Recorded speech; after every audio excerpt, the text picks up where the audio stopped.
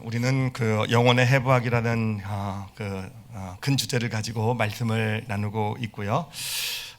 영혼이 사실 뭐 어디든지 좀 찾기가 쉽지 않기 때문에 해부를 하기 위해서 우리는 그 영혼으로부터 이 정보를 받아서 처리하는 이 뇌를 지금 영적으로 해부를 하는 그런 말씀을 같이 나누고 있습니다. 지난주까지 3번에 걸쳐서 뇌를 좌뇌와 우뇌로 이렇게 갈라서 좀 해부를 해봤는데 좀 해부가 되셨습니까? 예, 좀 점검이 돼서 좌뇌 우뇌 이런 문제가 있고 내가 좀 더 우뇌가 좌뇌가 하여튼 앞으로도 계속 이제 해부를 해나가게 될 텐데, 오늘은요 뇌에 조금 더 좀 뭐라 그러나 우뇌 좌뇌는 우리가 익숙하잖아요. 근데 좀 익숙하지 않은 부위를 좀 해부를 좀 해보려고 합니다. 익숙하진 않지만 굉장히 중요한 부위라고 합니다. 굉장히 중요한 부위고요. 저도 사실 이걸 공부하면서 처음 접해본 뇌의 부위인데 참 신기하게도 한번 이렇게 접하니까 그 다음에 계속 딴 데서도 보이더라고요. TV에서도 보이고 유튜브에서도 보이고 뭐 인스타. 그러니까 굉장히 어떤 뇌신경 쪽에서는 많이 이렇게 언급하는 그런 뇌 부위더라고요. 그 부위의 이름이 뭐냐면은요, 전전두피질이라는 겁니다. 전전두피질, 이름도 이상하죠, 그렇죠? 전전두피질. 하여튼 뭐 들어보신 분들은 굉장히 유식한 분이시고요. 그래서 저 이름이 왜 이럴까라고 고민을 해봤는데 나름 그래도 이름을 지은 것 같아요. 전전두피질에서 왜 전자를 2개나 붙었을까 했는데 보니까 전이 앞전자고 두가 대가리 두자, 머리 두자겠죠. 전두. 그러니까 머리 앞쪽 중에서도 그 앞에 있는 것. 그러니까 아마 뇌의 제일 앞에 부분을 가리키는 것 같아요. 피질로 돼 있는 피질로 돼 있는 어떤 그런 뇌의 가장 앞에 부분을 차지하고 있는 어떤 뇌의 부위를 전전두피질. 여러분 익혀두시기 바랍니다. 오늘만 나오는 게 아니라 앞으로도 좀 나오게 될 것 같아요. 굉장히 중요한 그런 뇌 부위가 되는데, 이게 어떤 뇌 부위냐면은 소위 이렇게 좀 비유를 할 수 있을 것 같아요. 예를 들면은 지금 전쟁 중에 있는 어떤 그런 군대가 있다고 생각해 보시면은 바로 이 군대의 어떤 총지휘본부라고 생각하시면 될 것 같아요. 그게 전전두피질이다. 총지휘본부는 어떤 일을 합니까? 각 전쟁터에서 일어나고 있는 전투 여러 가지 있는 상황들에서 정보가 다 들어오는 곳이죠, 그렇죠? 그리고 우리 군대가 가지고 있는 자원들에 대한 정보도 다 갖고 있는 곳이죠, 그렇죠? 하여튼 모든 정보가 다 모여지는 곳이고, 그런 정보를 받아서 그 중에서 거릴 거는 거르고 받아들일 건 받아들이고 또 선택할 건 선택해가지고 어떤 결정을 내리는 곳. 결정을 내려서 지시를 내리면 그 지시에 따라서 또 각국 군대들이 움직이게 되는, 바로 그 총지휘본부 같은 곳, 우리 삶의 어떤 뇌 총지휘본부가 전전두피질이라는 거예요. 그래서 전전두피질에는요, 우리 어떤 육신이나 어떤 혼이나 하여튼 의식이나 무의식 이런 데서 들어오는 모든 정보들, 또 뇌에서 만들어지는 모든 어떤 우뇌나 좌뇌나 또 여러 부에서 만들어진 정보가 이 전전두피질로 다 이렇게 모아 들어오게 된다고 합니다. 그러면 그 전전두피질에서는요, 그 정보를 판단하고 평가해서 흘려보낼 건 다 흘려보내고요. 워낙 어마어마한 방대한 정보가 들어오니까 그 중에서 대부분은 그냥 무시해버리고, 그 중에서 이제 지금 우리 상황에 맞는 지금 어떤 내가 해야 될 일에 적합한 그런 정보들을 잘 모아가지고 그것을 평가하고 판단해서 그것을 가지고 결정을 내려서 지시를 내리면 우리는 이제 그에 따라서 생각도 하고 어떤 행동도 하고 삶도 살아가는, 바로 이 총지휘본부 같은 곳이 전전두피질이라는 거예요. 그러니까 엄청 중요한 부위겠죠, 그렇죠? 엄청 중요한 부위고요. 하여튼 그렇게 얘기를 하더라고요. 인간을 인간답게 만드는 가장 핵심이 되는 뇌의 부분이라고 얘기를 하더라고요. 그러니까 보통 다른 동물들과 비교를 할 때 뇌의 크기는 인간보다 더 이렇게 크고 큰 어떤 그런 동물들도 있다고 합니다. 사실 코끼리 뇌가 더 크겠죠, 그렇죠? 코끼리 그냥 크기만 봐도 더 당연히 더 클 것 같은데, 하여튼 뇌 크기는 더 커도 인간이 전전두피질의 어떤 그 부위는요 훨씬 더 크고 발전이 돼 있대요. 그러니까 어떤 인간을 다른 동물과 구별하고 탁월하게 만드는 부분이 이 전전두피질이다라고 보시면 될 것 같습니다. 자, 그런데 여러분이 전전두피질이 이제 제대로 잘 작동을 해야 되지 않겠습니까? 그게 이제 인간을 탁월하게 만든 어떤 그런 뇌 부위가 되는데, 이 전전두피질이 작동을 하게 되는데 가장 중요한 요소가 있대요. 그 가장 중요한 요소가 뭐냐면은 주의를 기울이는 것이라고 합니다. 이 뇌라는 기능이 참 신기해가지고 내가 주의를 어떤 곳에 딱 주의를 기울이게 되잖아요. 그럼 주의를 기울이는 건 마치 나의 뇌의 전전두피질에 시동을 거는 것과 비슷하대요.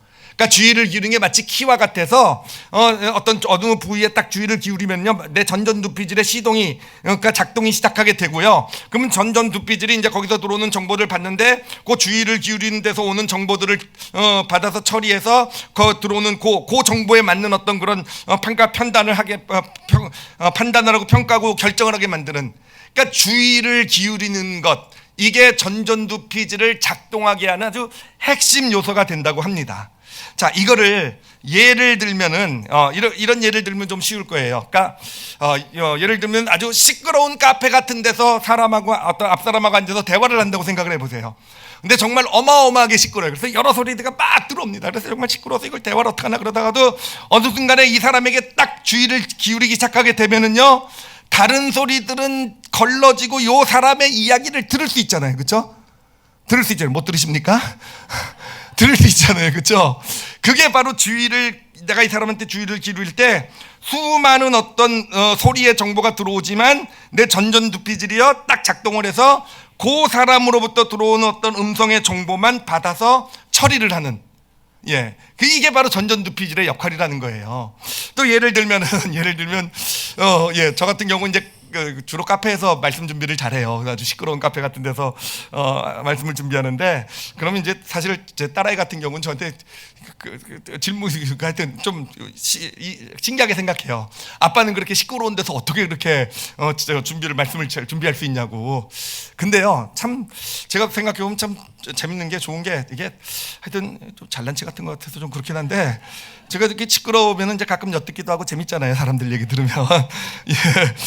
그런데 또 말씀을 준비하려고 딱 말씀에 집중하면요, 한 2-3시간 정도는요, 다른 소리나 거의 뭐가 일어났는지도 모르고요. 이렇게 제가 한 번은 어렸을 때 고등학교 때 그런 일도 있었대요. 저희가 아파트 5층에 살고 있었는데 그 아파트에 불이 나가지고 다 난리가 나가지고 다 나갔대요. 근데 전 몰랐어요. 그래서 책 보고 있었죠. 그랬더니 이제 불 다 끄고 집에 들어와 봤더니 저도 피신했는 줄 알았더니 혼자 방에 있더라. 제가 전전두피질이 그렇게 주의를 잘 기울여가지고, 하여튼 그 전전두피질의 역할이 그렇다는 겁니다. 그리고 아주 요즘 실질적으로 경험하고 있는 이 주의 기울이는 어떤 그 능력이 뭐냐면은 제가 요즘 점점 좋은 남편이 되어져 가고 있다는 거예요. 근데 좋은 남편이 될 수 있었던 건 사실은 제가 상상도 못했던, 내가 이렇게 좋은 남편이 될 수 있겠구나. 일부 예배 때는 좀 딴 얘기 했는데, 만약에 궁금하신 분들은 일부 예배 가서 들으시기 바랍니다. 여기선 얘기할 수가 없어요. 어찌됐든 그럴 수 있는 이유가 뭔가라고 봤더니 예전보다 제 아내가 하는 말이나 행동에 더 주의를 기울이게 되었다는 거죠. 그러니까 그전엔 그냥 무시하고 그냥 또 그런 소리 또 저런 이렇게 했던 어떤 것이 좀 뭔가 주의를 기울이게 되면서 제가 봐도 그런 것 같아요. 이전에는 알지 못했던 사실을 좀 알게 되고, 이전에는 보지 못했던 사실을 이렇게 보게 되고 하는, 그러면서 점점 더 하나님의 마음에 합한 사람이 아니라 아내의 마음에 합한 남편이 되어져가는, 하여튼 이런 모습, 이게 제가 좀 이상한 예를 들었지만 전전두피질이 하는 역할이 뭔지는 아시겠죠, 그렇죠? 하여튼 이 전전두피질이라는 거는 우리 인간의 뇌 가장 중요한, 우리 인간을 인간답게 만드는, 그러니까 하나님이 뇌를 창조하셨을 때 아마 가장 심혈을 기울인 부분이 아닐까 생각을 하고요. 근데 그거를 작동하게 하는 어떤 그게 무엇이냐? 키와 같은 것이, 열쇠와 같은 것이 바로 주의를 기울이는 것이다라고 보시면 되겠습니다. 보면은 사람마다 주의를 잘 기울일 수 있는 그런 부분들이, 영역들이 또 다 다른 것 같아요. 예를 들면은, 그러니까 미술가 같은 사람들은 어떤 사람이냐면은 어떤 그런 어떤 남들이 보지 못하는 것을 보아낼 수 있는 사람이 바로 미술가 아니겠습니까? 어떤 미술을 하는 사람들. 그러니까 저 같은 사람은 아무리 봐도 잘 보지 못하는 것을요, 이 사람들은 특별히 그 어떤 부분에 주의를 기울일 수 있는 거죠, 그렇죠? 주의를 기울일 수 있는 거고, 주의를 기울이니까 저 같은 사람은 보지 못하는 어떤 그런 것들을 보완해서 그거를 그림으로 표현할 줄 아는 사람들이 바로 미술가 아니겠습니까? 예를 들면 피카소 같은 사람 보면요, 정말 뭐 여러분들은 모르겠지만 저는 진짜 이해가 안 돼요. 전 내 초등학교 한 3학년 수준 그림 같은데 근데 어떻게 저렇게 사람들이 저걸 비싼 그림으로 저게 어마어마한 걸작이라고 얘기할까? 근데 제가 어느 책에서 본 내용이에요. 그 뭐라고 하냐면은 그 사람 예를 들면 태양을 그릴 때 태양이 저 사람 눈에는 저렇게 보인다라는 겁니다. 그러니까 이 특별한 어떤 그 바라볼 수 있는 어떤 주의를 기울일 수 있는 그 능력을 가지고 있는 것이고요. 그 주의를 기울이니까 정말 아무도 보지 못했던 그런 방식으로 그 태양을 보아내는 거고 그거를 그려내게 된다라는 겁니다. 그러니까 음악가도 마찬가지라는 거죠. 음악가라는 사람들은 음악을 하는 사람들은요, 우리가 듣지 못하는 소리를 이 어떤 자연이나 주변에서 드러내는 어떤 그런 사람들이 음악가들 아니겠습니까? 그러니까 뭐 빗소리를 들으면서 자연을 보면서 거기서 소리가 들린다며요. 거기서 무슨 음악의 멜로디가 들려오고요. 뭐 그러면서 그렇죠. 저는 아무리 들려도 뭐 멜로디는커녕 정말 근데 그게 뭐냐? 바로 그런데 그 주의를 기울이지 않은 사람이라는 거예요. 그러니까 그런 어떤 쪽에 특별한 쪽에 주의를 기울일지 알 때 그럴 때 어떤 그런 그 전전두피질의 그 영역이 작동을 하고 또 더 발전을 하게 되고요. 작동을 하게 되면서 그런 능력, 아주 정말 특별한 재능이 나타나게 되는 거. 그러니까 음악만 미술뿐만 아니라 어떤 누구에게인가 특별한 재능이 있다라는 의미는 무엇이냐면은 그 부분에 특별히 주의를 더 잘 기울일 수 있는 능력을 가지고 있다라는 거예요. 그 부분에 특별히 주의를 더 잘 기울이니까 그러니까 그것이 이제 전전두피질을 깨우게 되고요. 작동하게 되면서 전전두피질이 더 발전하게 되는 것이죠. 그러면서 그 부분에 탁월함이 나타나게 된다고 하는 것입니다. 자, 그런데 이 전전두피질을 보면은요. 그러니까 보면은 이 발전하는 것을 보면은 사실은 이 주의를 잘 기울이는 게 타고나기도 한다고 해요. 그러니까 어떤 아이들은 뭐 소리, 어떤 아이들은 뭐 시각 쪽에 뭐 하여튼 이렇게 뭐 재능에 따라서 전전두피질이 이제 잘 그쪽 분야가 잘 발달돼 있으면 그 분야에 관련된 쪽에 주의를 잘 기울인다고 합니다. 그런데 또 그것뿐만 아니라 그 분야에 있어서 우리가 주의를 기울이는 연습을 하면 할수록 그 분야에 해당되는 전전두피질이 또 더 발전해 가기도 한다고 합니다. 그렇게 해서 인간의 어떤 재능이 나타난다고 합니다. 하여튼 이런 공부를 하니까요 참 재밌어요. 그래서 제가 저를 생각 바라볼 때도 내가 뭔가 어디에 주의를 잘 기울이는지를 좀 살펴봐야 되겠고, 그게 나의 재능이겠구나. 그럼 주의를 잘 기울이는 쪽에다가 좀 더 이렇게 집중적으로 어떤 좀 더 투자를 하게 되면 뭔가 더 그쪽 부분에 탁월함이 나타나게 되겠구나. 근데 저뿐만 아니라 사실은 자녀를 키울 때 진짜 도움이 될 것 같아요. 우리 자녀가 어디에 주의를 잘 기울이는가를 보면은 그 자녀의 재능을 알 수 있는 거죠. 그렇죠? 어떤 재능, 어느 쪽에 정말 얘는 어느 쪽에 주의를 잘 기울이는 것, 요거를 잘 살펴봐 주고 그쪽에 전전두피질이 발전돼 있는 것이니까 살펴봐 주고 또 그것에 더 주의를 잘 기울일 수 있도록 서포트를 잘 해줄 수 있게 될 때 우리 자녀에게 하나님께서 주신 재능이 이렇게 이렇게 탁월하게 잘 발전되게 되겠구나. 하여튼 뭐 이런 생각도 이렇게 말씀을 준비하면서 하게 되었습니다. 자, 그런데 사실 오늘 함께 나누려고 하는 것은 뭐냐면은 바로 이 하나님과의 관계예요. 하나님과 관계에 있어서 바로 이 주의를 기울이는 것의 중요성을 좀 나눠보려고 해요. 하나님의 어떤 우리가 하나님과 소통한다고 할 때 이 주의를 기울이는 것, 성경을 보면 특히 구약 성경을 보면 하나님의 어떤 말씀을 듣는 그 어떤 이야기들이 많이 나오잖아요, 그렇죠? 예를 들면 뭐 노아가 하나님의 말씀을 듣고요, 그렇죠? 하나님이 뭐 세상을 심판한다는 말씀, 또 모세도 가시떨기 나무에서 말씀하신 하나님의 음성을 듣잖아요, 그렇죠? 그리고 뭐 다윗도 듣고 뭐 선지자들도 이렇게 듣게 되는데. 사실 옛날에 그런 성경에 기록되는 하나님의 음성을 들었다, 하나님의 말씀을 들었다라고 하면은요, 사실은 저는 제가 그렇게 저 사람들처럼 듣지 못하니까 사실 이거를 좀 약간은 과장이라고 생각을 했어요. 그러니까 뭔가 무슨 체험은 물론 있겠지만 성경은 그것을 좀 뻥튀기 해서 좀 과장해서 그걸 하나님의 음성을 들었다, 말씀을 들었다 이렇게 표현하고 있구나라고 생각을 했어요. 아니면은요, 그렇게 생각하는 게 조금 약간 불경한 것 같아가지고 그렇게 생각을 했죠. 어떻게 생각했냐면은 지금하고는 하나님께서 다른 방식으로 좀 특별한 방식으로 소통을 한 거구나. 그러니까 그때는 특별히 하나님께서 저 사람들에게 그렇게 말씀하실 수도 있었겠지만 더 이상 오늘날에는 그렇게 얘기하지 않으시니까, 말씀하지 않으시니까 그냥 그 당시에만 특별한 어떤 그런 말씀하시는 어떤 그런 소통의 방법이었구나라고 생각을 했었어요. 자, 근데 근데 제가 이 주의를 기울이기 이것을 가지고 이렇게 묵상을 하면서 이제 다시 한번 좀 이 말씀을, 어떤 성경에 나오는 인물들이 하나님의 말씀을 듣는 내용들을 살펴봤거든요. 살피면서 묵상을 했는데 제가 발견한 사실이 있어요. 뭐냐면은 물론 하나님의 말씀을 들은 어떤 방법들, 어떤 환경들, 처한 상황들은 다 달라요. 근데 공통점이 하나 있는 게 뭐냐면은요, 그들은 그 당시에도요 하나님의 백성이라는 사람들은 많이 있었어요. 정말 하나님을 믿는 사람들은 많이 있었어요. 그런데 그들은 아무도 듣지 못했던 하나님의 음성을 들었던 이들을 보면 특징은 뭐냐면은, 이 공통점 뭐냐면 이들은요 주의를 기울여야 할 곳에 제대로 주의를 기울였기 때문이라는 거예요. 그러니까 어떤 성경에 나오는 많은 다른 사람들, 하나님의 말씀을 듣지 못하고 헤매고 이랬던 사람들의 문제는 뭐냐면은 진짜 주의를 기울여야 될 곳에 주의를 기울이지 않았기 때문이라는 거예요.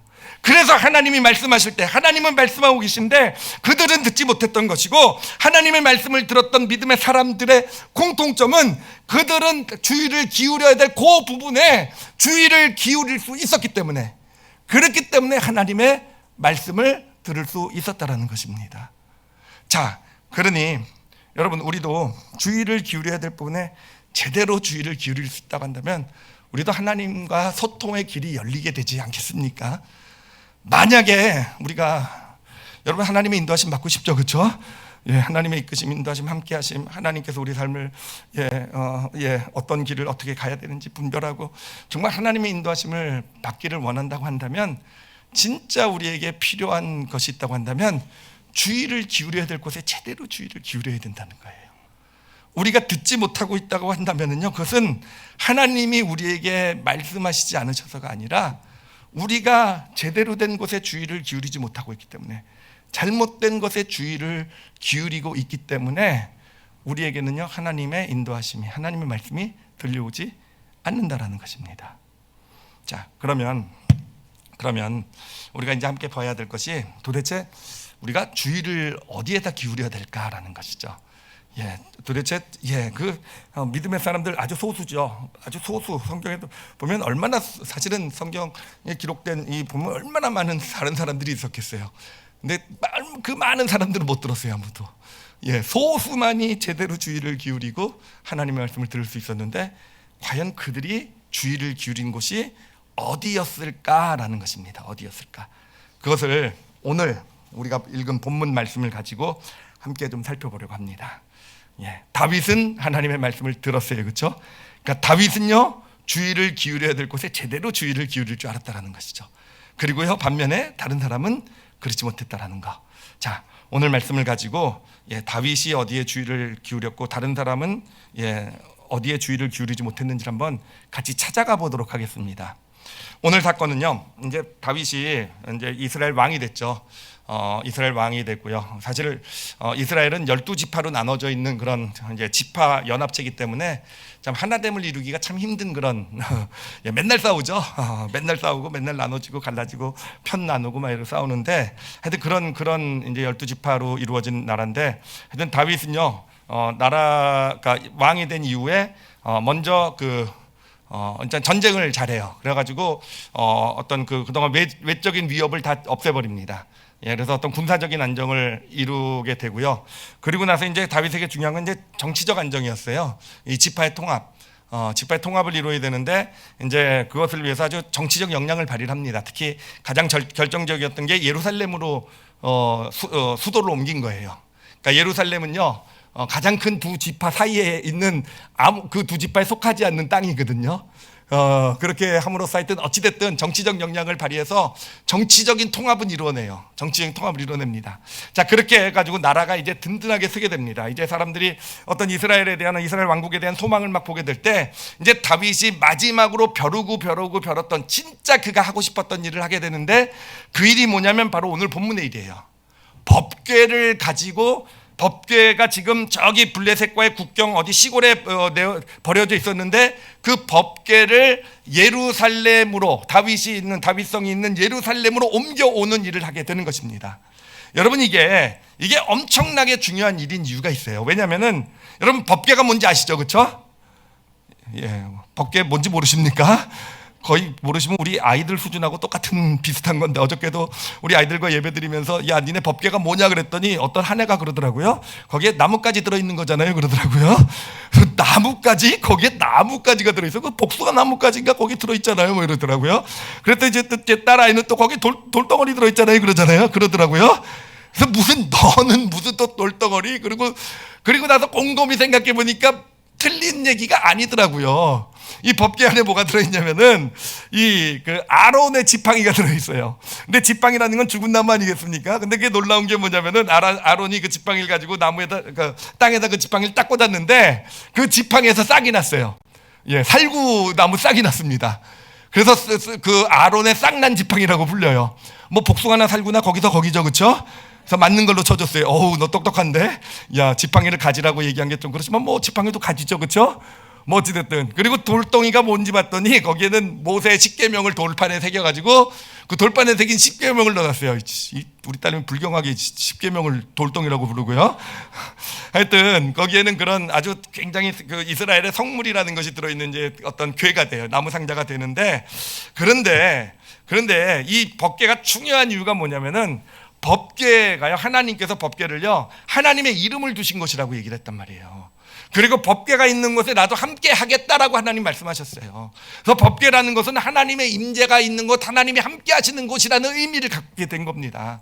그래서 이스라엘 백성이 예배를 드릴 때면은요 법궤가 가장 중요한, 가장 깊숙한, 성소에 가장 깊숙한 지성소에 법궤가 있게 되고요, 바로 그 지성소에 그래서 하나님의 임재가 있다고 생각하고요, 뭐 전쟁 같은 걸 나가게 되면요 법궤를 들고 가요. 법궤를 들고 가는데, 들고 가는 이유가 뭐냐면은 법궤를 들고 가면 누가 함께 가는 겁니까? 하나님이 함께 가신다. 그러니까 하나님께서 이 전쟁을 이기게 하실 것이다. 그래서 법궤를 들고 가는, 하여튼 그런 하나님의 임재를 나타내는 그런 정말 이스라엘의 어떤 신앙의 아주 중심 중에 중심에 있었던 게 이 법궤입니다. 자, 그러니 다윗이 이 법궤를 가지고 예루살렘에 그것을 갖다 놓는다는 의미는 뭐겠습니까? 그렇잖아요. 신앙의 어떤 가장 중요한 것을 예루살렘에 갖다 놓는다는 것은 이제 예루살렘이 단순히 어떤 정치적인 중심지가 아니지를 떠나서 이들의 종교적인 신앙의 중심지가 되어져 간다는 거예요. 이게 대단한 의미죠. 이 12지파는 사실은 이들을 묶는 끈은 신앙밖에 없어요. 하나님을 믿는 신앙밖에 없는데 이제는 이 예루살렘이 신앙의 중심지까지 되어져 가는 거니까 이 법궤를 옮겨오는 일은 다윗에게 있어서는 어떻게 보면 그 어떤 다윗 왕국의 의미를 본다고 한다면 마지막 활용점정, 그 마지막 어떤 그런 나라의 안정을 이루는데 정말 마지막 한 수, 가장 중요한 그런 거라고 볼 수 있을 거예요. 그래서 보면 다윗이요 엄청 성대하게 준비를 합니다. 정말 3만 명이나 되는 그 법궤 조그만 거 하나 들고 오는데 3만 명이라는 사람을 동원을 하게 돼요. 그래가지고 법궤를 들고 오니 뭐 이스라엘 백성들은요 다들 관심 있는 거죠, 그렇죠? 다들 와, 하나님의 이름을 둔 법궤가 드디어 예루살렘으로 오는구나 해가지고 온 백성이 그걸 다 가서 구경을 하게 됩니다. 법궤로 옮겨오는 거를. 근데 그 책임을 누가 맡았냐면은 우사라는 사람이 맡은 거예요. 우사. 여러분, 우사가 그 법궤로 옮겨오는 책임을 맡았을 때 어떻게 생각했을 것 같아요? 어떻게 생각했을 것 같습니까? 이게 법궤로 옮겨오는 게 우사에게 어떤 의미가 있겠습니까? 뭐 엄청 중요한 의미가 있겠죠, 그렇죠? 어제도 아이들이 딱 얘기하더라고요. 그냥 질문하자마자 딱 얘기하더라고요. 와, 완전 출세의 길이 열렸네, 딱 이렇게 얘기하더라고요. 출세의 길이 열렸어요, 그렇죠? 정말 이 왕이 관심을 가지고, 최고의 관심을 가지고 지금 지켜보고 있는 상황에 모든 백성들도 같이 지금 거기서 몰려나와서 보고 있는데, 거기서 그 법궤를, 그 중심이 되는 법궤를 옮기는 책임자가 된 겁니다. 그러니까 이 우사에게도 정말 일생일대의 기회가 온 거죠. 그래서 이 우사가 이제 법궤를 이제 소가 끄는 수레에다가 실어가지고 법궤를 쫙 움직이고 가는데, 그런데 가는 도중에 문제가 생겨요. 나곤의 타작마당이라는 데 갔는데 이 믿었던 이 황소가 날뛰기 시작합니다. 와, 날뛰기 시작하니까 여러분 어떡합니까? 막 수레에 실었더니 법궤가 막 떨어지려고 해요. 여러분, 법궤가 떨어지려고 하면 만약에 여러분이 책임자 우사였으면 여러분 어떻게 하시겠습니까? 법궤가 지금 흔들려서 막 떨어지려고 해요. 만약에 법궤가 지금 떨어지면 어떻게 되겠습니까? 이게 출세의 길에서 완전히 저주의 길로 바뀌겠죠, 그렇죠?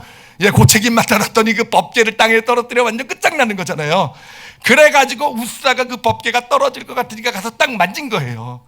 딱 만졌더니 어떻게 됩니까? 우사가요, 하나님께서 우사를요 죽이셨단 말이에요. 하나님 우사를 죽이셨어요. 하여튼 그런 사건이 일어납니다. 그렇게 되면서 다윗이요 법궤를 옮겨가는 걸 포기하죠. 그리고 그 근처에 있는 오베데돔인가요? 오베데돔의 집에다가 법궤를 놔두고 자기 혼자 예루살렘에 돌아갑니다. 예루살렘에 돌아갔다가 이제 오베데돔의 집이 복을 받았다는 소식을 듣고요, 다시 법궤를 옮기러 가요. 예, 이번에는 지난번보다 더 기뻐하더라고요. 더 기뻐해서 그냥 막 법궤를 옮겼는데 너무 기뻐가지고 다윗이 막 그 앞에서 덩실덩실 춤을 추다가요, 그 당시에 에봇이라는 옷을 입었어요. 에봇, 우리 가운하고 비슷한 것 같아요. 근데 너무 심하게 춤을 추니까요 옷이 벗겨졌어요. 그렇죠? 근데 그 당시 속옷이 없었던 것 같아요. 어떤 사태가 벌어졌는지 여러분 짐작이 되시겠죠, 그렇죠? 예, 왕이 채통을 잃어버린 거예요. 그냥 춤을 추다가 그냥 옷이 벗겨지면서 그냥 부끄러운 것이 다 드러나는. 근데 그것을 누가 지켜보고 있었냐면 다윗의 아내였던 미갈은요, 그 사울 왕의 딸이에요. 사울 왕의 딸. 그러니까 다윗을 보면서 비웃는 거예요. 저 천한 출신, 자기는 왕족인데 저렇게 저렇게 백성들에 비해서 저렇게 창피나 당하고 이렇게 비웃게 되는, 하여튼 그런 우여곡절을 거쳐서 법궤가 드디어 예루살렘에 딱 들어오게 됩니다. 자, 제가 이 이야기를 나눠드렸는데, 이제 우리가 여러분 그냥 이야기에 집중하시면 안 되고요, 이제 진짜 집중하셔야 돼요. 뭐냐면은 우리가 지금 이 이야기를 왜 나눴냐면은 주의를 기울이는 것 때문에 나눠봤죠, 그렇죠? 나눴어요. 자, 그럼 여기서 우리가 생각해봐야 될 게 뭐냐면은 다윗은 어디에 주의를 기울이고 있었을까라는 걸 좀 생각해봐야 돼요, 그렇죠? 다윗은 어디에 주의를 기울이고 있었는지, 그리고 그와는 어떤 대비해서 그렇다면은 다른 사람들과는 다른데 주의를 기울이고 있었다는 거 아니에요, 그렇죠? 다른 어떤 백성들하고는 다른데 주의를 기울이고 있었다는 것. 도대체 다윗과 요 백성들과의 주의를 기울인 차이점이 무엇이었을까라는 것입니다. 자, 그게 무엇인지를 같이 생각해 볼게요. 자, 이 법궤를 옮기는 그런 행사 가운데서, 그런 지금 상황에서 모든 사람들이 지금 주의를 기울인 것은 뭐겠습니까? 법궤죠, 그렇죠? 법궤가 잘 옮겨가는가에 주의를 기울였겠죠, 그렇죠? 법궤가 잘 옮겨가는가에 주의를 기울였을 것이고요. 그리고 그 법궤를 잘 옮겨감으로써 이루어지는 그 일에, 와, 드디어 다윗 왕국이 튼튼한 반석 위에 서겠구나라는 어떤 그런 이 법궤와 옮기는 일과 그에 관련된 일에 다들 주의를 기울였을 거예요, 그렇죠? 근데 여러분, 다윗은 어디에 주의를 기울였을 것 같아요? 다윗은요, 그도 역시 법궤를 옮기는 일에 주의를 기울이고 있었겠죠, 그렇죠? 자, 똑같이 법궤를 옮기는 일에 주의를 기울이고 있었는데, 여러분, 다윗과 다른 사람들의 아주 결정적인 차이가 있어요, 주의를 기울인 부분에. 이거를 사실은 오늘 말씀을 보면은요, 이 우사랑 미갈이라는 사람이 등장하잖아요. 법궤를 옮겼던 책임자였던 우사랑 그 아내 미갈. 성경은요, 요 우사 미갈하고 다윗을요 비교해서 보여주고 있는 거예요. 어떻게 어떤 주의를 기울이는 부분이 차이가 있었는지를 지금 비교해서 보여주고 있는데, 자, 우사부터 생각을 해보면, 우사에게는요, 이게 지금 평생의 지금 기회예요. 출세를 위한 기회입니다. 그래서 이 법궤를 어떻게든지 정말 제대로 멋있게 안전하게 옮겨놔야 돼요, 그렇죠? 옮겨놓게 될 때 자기의 미래는, 출세의 길은 열리게 될 거예요. 그러니까 이 우사의 모든 관심은 이 법궤를 잘 옮기는데, 멋있게 옮기는 데 있었어요, 그렇죠? 주의를 기울이고 있었어요, 온 주의를. 그러니까 떨어진 법궤를 만지기도 했겠죠. 자, 그런데 여러분, 다윗을 한번 잘 생각을 해보세요. 다윗은요, 이제 법궤를 옮기는 것을 지켜보고 있다가 우사가 법궤를 만졌다가 죽었단 말이에요. 그러니까 다윗은 어떻게 합니까? 우사가 죽은 것을 보면서 다윗은 어떻게 합니까? 법궤를 옮기기를 포기하죠, 그렇죠? 오베데돔의 집에 놔둔단 말이에요. 왜 그렇겠습니까? 어제 우리 아이들랑 나눠봤더니 애들이요, 무서워서, 두려워서 그랬대요. 예, 두려워서, 죽는 걸 보면서 두려워가지고 법궤를 놔뒀대요. 그래, 맞는 얘기인 것 같아요. 두려워서 놔둔 것 같아요. 근데 저는요, 조금 더 이렇게 다윗의 마음을 짐작해 보니까 다윗이 삐진 것 같아요. 이렇게 열심히 성의를 다해서 지금 법궤를 옮겼는데 우사가 죽은 걸 보면서 다윗이 마음이 삐진 거예요. 그래서 나 삐졌어, 뭐 이런 거죠. 그래서 나 이제 안 옮길 거야, 뭐 이런 거죠, 그렇죠? 그래가지고 법궤를 놔둔 것 같아요. 어찌됐든 이건 뭐 하여튼 그래요. 자, 그러면요, 그 다음에 이제 그 오베데돔의 집에다가 법궤를 놔두고 다윗은 예루살렘에 올라갔지만, 자, 보세요. 다윗을 보면은요, 예루살렘에 올라가서 모르는 척하고 있었던 것 같지만 계속해서 저 법궤를 보고 있었던 거, 눈치를 보고 있었던 것 같아요, 그렇죠? 예, 아마 그때 다윗이 사파리가 되지 않았을까? 예, 관심이 없었던 것 같지만 사실은 저 법궤를 언제 가져올 수 있나, 언제 가져올 수 있나, 어떤 그 관심만 기울이고 있었던 것 같아요. 그러니까 오벳에돔의 집에 복이 내렸다는 소식을 듣고요, 다윗은 그것을 어떻게 하니까 냉큼 들고 오잖아요. 그렇죠? 냉큼 가져오잖아요. 그건 뭡니까? 오케이 사인이 떨어진 걸로 본 거잖아요. 아, 드디어 지금 가져와도 된다는 것이구나. 나는 그런 어떤 사인을 받은 거잖아요. 그래서 법궤를 가지고 온 거잖아요. 그렇죠? 자, 그리고요, 이제 미갈하고 좀 비교를 해볼게요. 미갈. 자, 미갈하고 좀 비교를 해볼게요.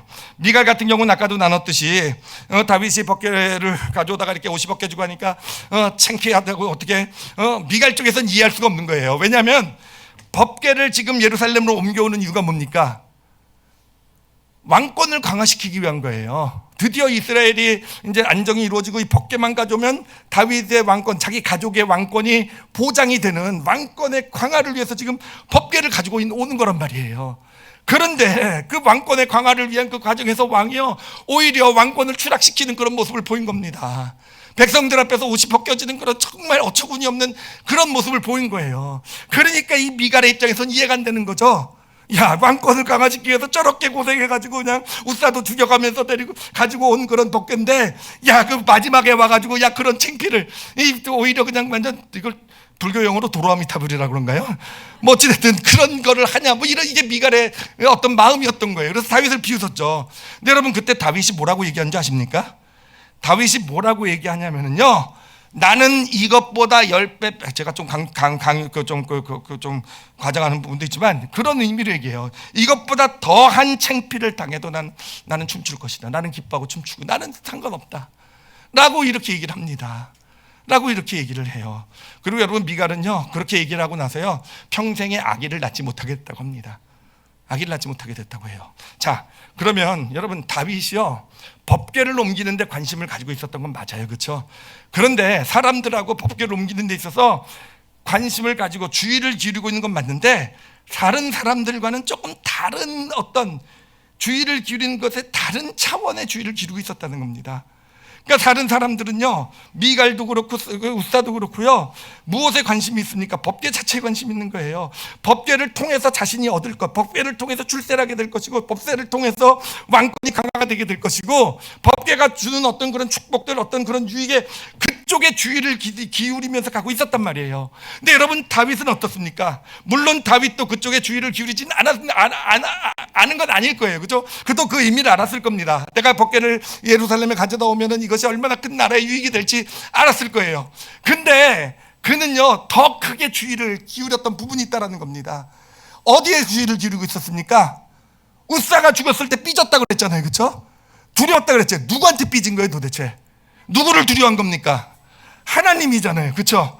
그래요. 그 어떤 오베데돔의 집이 복을 받았다는 얘기를 듣고 오케이 사인으로 받았잖아요. 도대체 누가 오케이를 한 겁니까?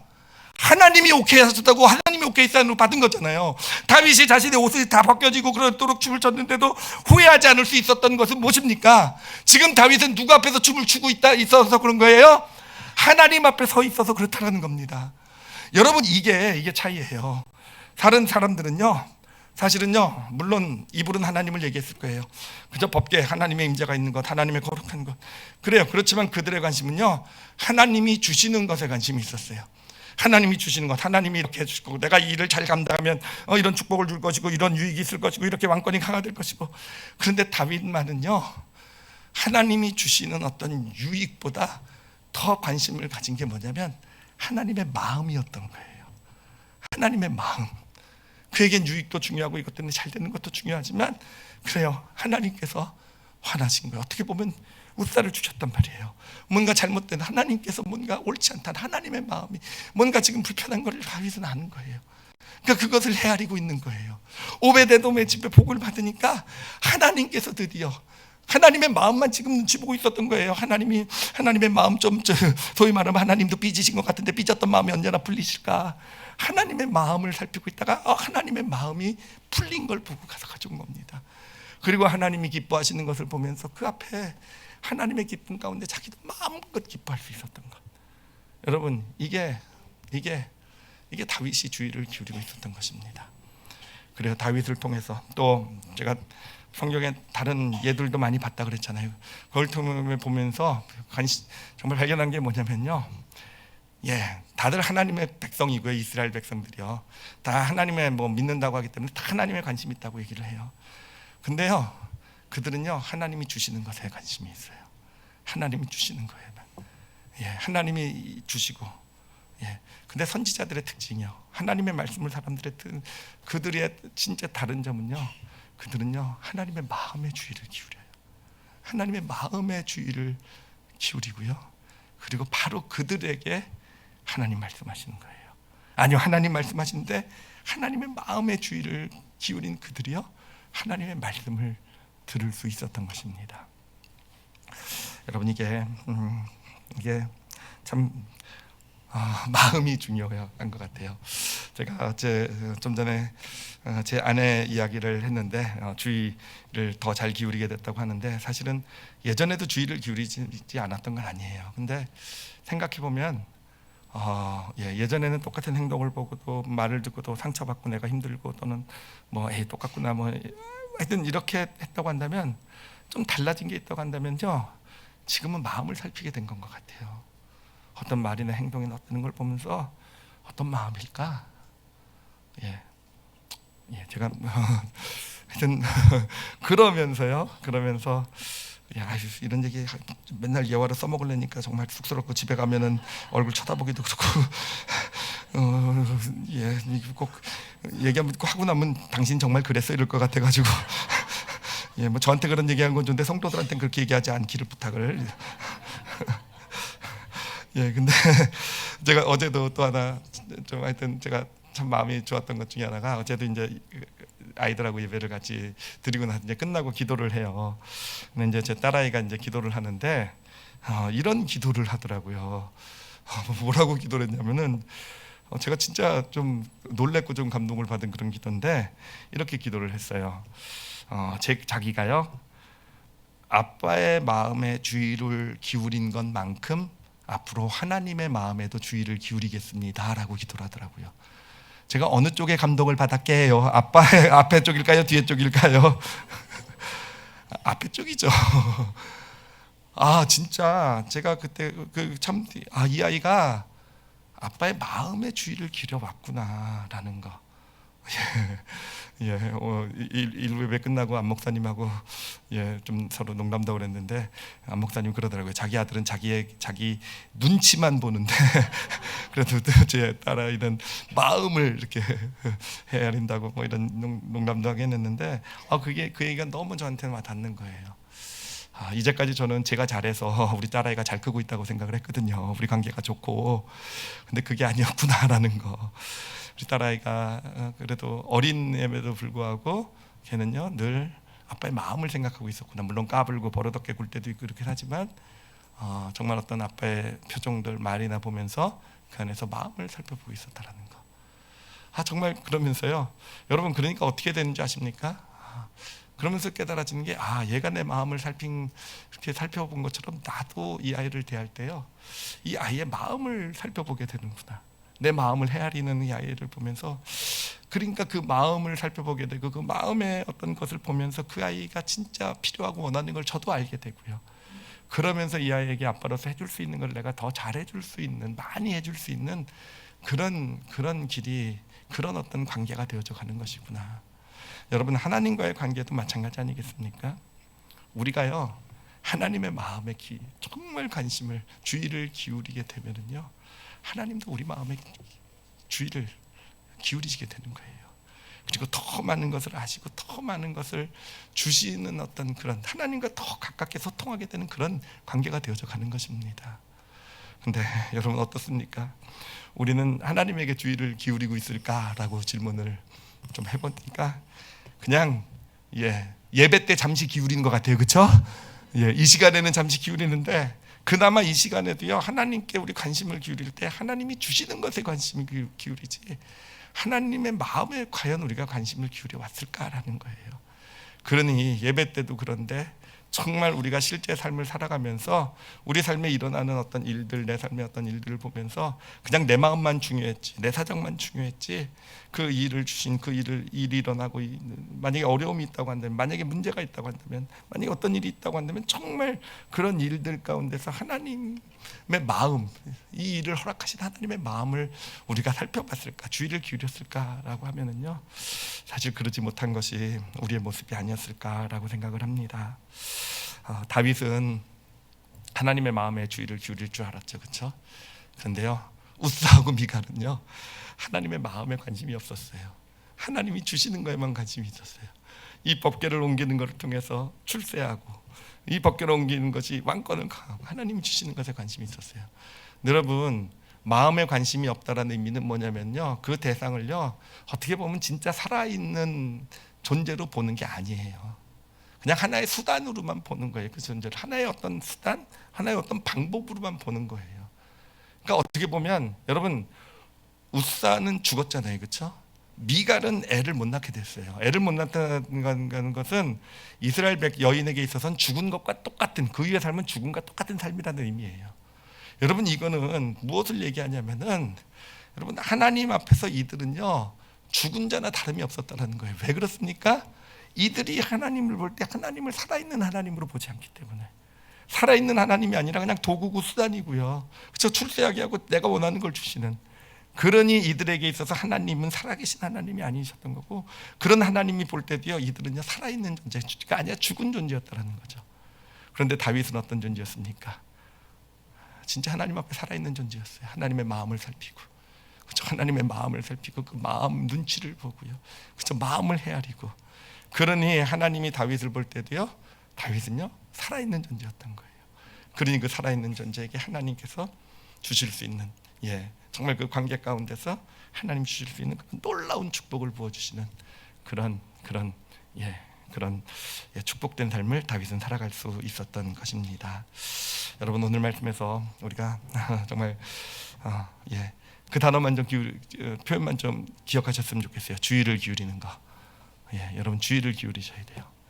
그런데 어디에 주의를 기울이십니까? 정말 하나님을 알기를 원하고, 정말 하나님이 어디 먼 곳에 계신, 그냥 성경 말씀 그냥 뭐 좀 읽고 뭐 이런 그냥 예배 때 우리가 그냥 지식으로 듣고 있는 하나님이 아니라 진짜 나를 살아있는 존재로 대하시고, 그런 살아있는 존재로서 나에게 사랑도 주시고, 나에게 말씀도 하시고, 내 삶을 인도하시는 그런 하나님으로 하나님을 알고 경험하기를 원하신다고 한다면, 여러분, 하나님 마음의 주의를 기울이시기를 바랍니다. 정말 하나님의 마음에 주의를, 어떤 일이든요, 자신의 일이든 가정의 일이든 자녀 일이든 어떤 내 삶의 어떤 하는 일에 특별한 일이든 하나님의 마음에 주의를 기울이실 때 우리의 영의 전전두피질의 영적 기능이 막 발전하게 될 거예요. 막 그것이 새롭게 배선이 되고, 막 뇌신경세포가 연결이 되고 하면서 우리가 이제까지는 듣지 못하고 알지 못하고 보지 못했던 것이 알고 보고 들을 수 있는, 하나님과 소통할 수 있는 그런 문이 열려져 가게 될 것입니다. 그리고요, 그리고 사랑과의 관계에서도요, 여러분, 마음의 주의를 기울이실 줄 아는 우리 성도들이 되시길 바랍니다. 남편과 아내, 자녀를 볼 때도요, 마음에 좀 주의를 기울이면요, 이제까지 보지 못했던 많은 것들을 보고 베풀 수 있는, 행할 수 있는 그런 그 가운데 하나님이 함께 하시는 그런 놀라운 축복을 경험하게 되실 것입니다. 이제 기대해도 되겠죠? 우리 올리브교회 성도들은 다 전전두피질이만큼, 그래서 앞머리가 이렇게 튀어나오게 될 겁니다. 다 앞장부. 주의를, 하나님의 마음에 주의를 잘 기울이실 줄 아시는 저와 여러분이 되시기를 예수님의 이름으로 축원합니다. 기도하시겠습니다. 이 시간 기도하실 때요, 사실 오늘 기도는 어떻게 보면 참 간단할 수 있어요. 좀 하나님의 마음을 좀 생각해 보셨으면 좋겠어요. 사실 하나님이 주시는 것에는 참 관심이 많았고, 그래서 정말 내 삶에 하나님 주시는 것, 그것 때문에 힘들어하고, 그것 때문에 좋아하고, 그것 때문에 원망도 하고, 그것 때문에 사실은 하나님의 마음엔 별로 관심이 없었던 게 내 마음이 중요했죠, 내 사정. 근데 하나님은요, 우리 하나님의 자녀들이 아버지의 마음을 좀 헤아려 주시기를 정말 원하시는 것 같아요. 하나님이 정말 가장 기뻐하시는 것 같아요. 자기를 그냥 하나의 도구로 생각하지 않고, 수단으로 생각하지 않고 진짜 살아있는 그런 아버지로서 대해주는 거니까. 우리 자녀 관계도 그렇잖아요. 자녀가 그냥 어떨 때는 나를 용돈을 꺼내주는 자동 어떤 ATM 기계처럼, 은행 기계처럼 생각하는 것 같고, 필요할 때면 와가지고 손 내밀고. 여러분 그럴 때 참 많이 섭섭하지 않습니까? 그리고 부모가 필요한 거 안 해주면 막 원망하고, 다른 부모는 이랬는데. 하나님은요, 정말 우리가 하나님의 마음에 주의를 기울이기를 원하시고요, 주의를 기울일 때 우리도 그렇잖아요. 많은 거 주실 거예요. 정말로 주실 수 있는 거 다 주실 거예요. 우리의 마음을 알아주실 거예요. 그렇죠? 그 하나님의 마음을 헤아릴 줄 아는 자가 되겠다라는 고백을요, 이 시간에 하나님께 진짜 마음을 다해 좀 드렸으면 좋겠어요.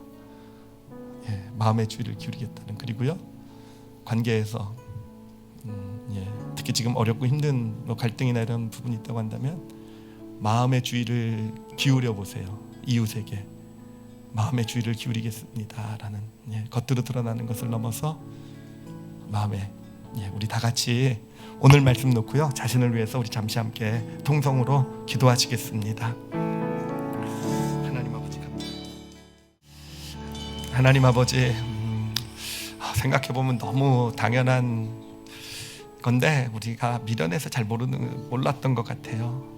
부모 입장에서 보면 자녀가 그냥 자기 사정만 얘기하고, 부모의 마음을 알아주지 않을 때 사실 우리의 마음이 어떤가, 엄마 아빠의 마음, 하나님, 이제 우리가 좀 더 성숙해져서 하나님의 마음을 주의를 기울일 줄 아는 그런, 하나님, 그런 믿음의 사람들 되게 하여 주시옵소서. 하나님, 그럴 것입니다. 하나님, 이번 일주일을 살아가면서도 하나님, 우리 삶에 이루어지는 일들 먼저 내 마음 가지고 나를